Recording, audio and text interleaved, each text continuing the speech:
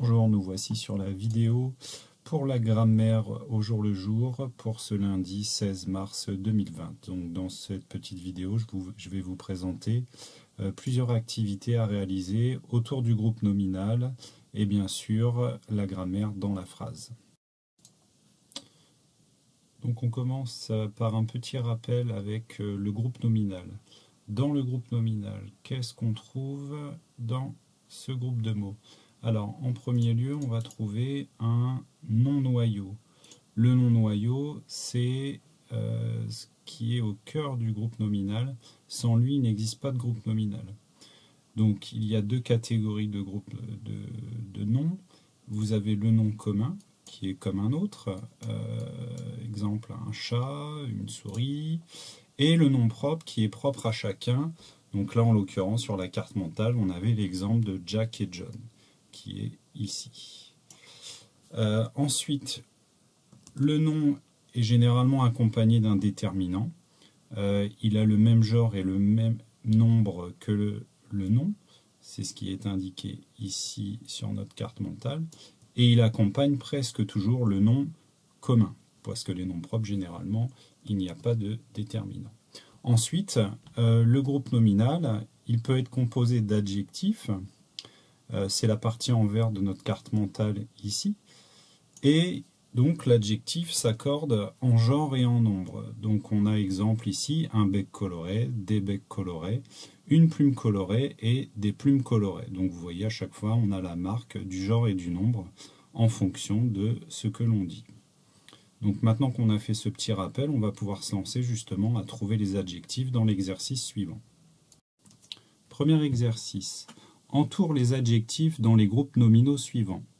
Ces grandes vacances, de vraies citadines, une vieille couverture et une jolie commode.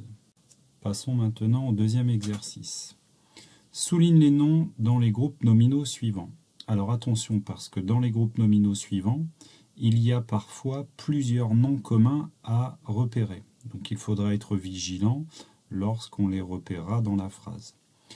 Alors en premier lieu, quel horrible mois de juillet, les piles de journaux jaunis, un bouquet de fleurs séchées, une boîte avec des photos, un gros cahier d'écolier, et enfin une mini-phrase, une très jolie commode qui est recouverte de marbre.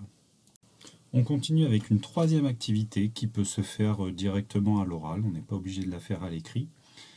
Continue les phrases incomplètes. Jules et Julien passent leurs grandes vacances avec moi. Donc il faut transposer cette phrase avec le sujet Julien passe et il faut compléter la phrase. Ensuite il y a une deuxième phrase qui est ils sont montés dans leur chambre et il faut la transposer avec il est monté et je vous laisse compléter la suite. Alors cet exercice est plutôt à destination des CM1 et des CM2, mais les CE2 peuvent tout à fait faire cet exercice. On se retrouve maintenant pour une petite collecte. Alors la collecte du jour, qui ne concerne pas tout le monde, vous verrez ça dans les fiches que vous avez à découper. La collecte du jour est donc à ranger et à coller dans les collectes de grammaire, notamment dans la collecte groupe nominaux 3. Donc on retrouve quelques groupes de mots que vous pouvez regarder, c'est les groupes de mots avec lesquels nous venons de travailler. Enfin, on termine avec un exercice que vous connaissez bien, puisqu'il faut classer les groupes nominaux suivant leur genre et leur nombre. Et bien entendu, une fois que cela est fait, vous pouvez souligner les adjectifs. Dans la suite de la vidéo, je vais vous montrer comment utiliser le copier ou le couper-coller pour faire justement l'activité directement sur le fichier éditable que vous pouvez trouver dans Google Drive. Ou sur One si One fonctionne à nouveau. Voici donc le document éditable qui s'intitule MDL pour maîtrise de la langue française du lundi 16 mars, comme c'est indiqué justement en titre ici. Donc vous retrouvez toutes les activités qui sont présentées, la mini-transposition, les activités sur les groupes nominaux, ce qu'il faut souligner, donc je ne vous détaille pas comment on procède pour souligner sur les différents logiciels que vous avez, puisque généralement c'est assez intuitif. Soit vous avez justement une petite icône ici qui vous permet de souligner, ou alors de surligner ici. Là où ça va être peut-être moins intuitif, c'est pour déplacer les mots qui sont ici en direction du tableau ci-dessous. Ça permet d'éviter de recopier et forcément ça vous fera gagner du temps, et en passant on apprend à maîtriser donc ces indications-là. Alors il y a plusieurs solutions. Sur ordinateur, la première solution c'est de cliquer et glisser jusqu'à la fin du groupe de mots. Après vous pouvez faire un clic droit dessus et vous faites couper, ce qui va permettre de déplacer directement le groupe de mots et le coller au bon endroit. Bien entendu, ici je fais juste un exemple de la manipulation. Alors après, il y a une autre solution qui est d'utiliser les raccourcis clavier sur l'ordinateur, et ça c'est valable un petit peu partout. Vous faites un glisser comme ça, et après il va falloir appuyer simultanément sur les touches CTRL et X. Alors CTRL X c'est pour faire un coupé, et ensuite vous venez vous placer dans la case que vous désirez et vous faites un CTRL V en restant appuyé dessus. D'accord ? Donc ça c'est dans le cas où vous faites un coupé-coller.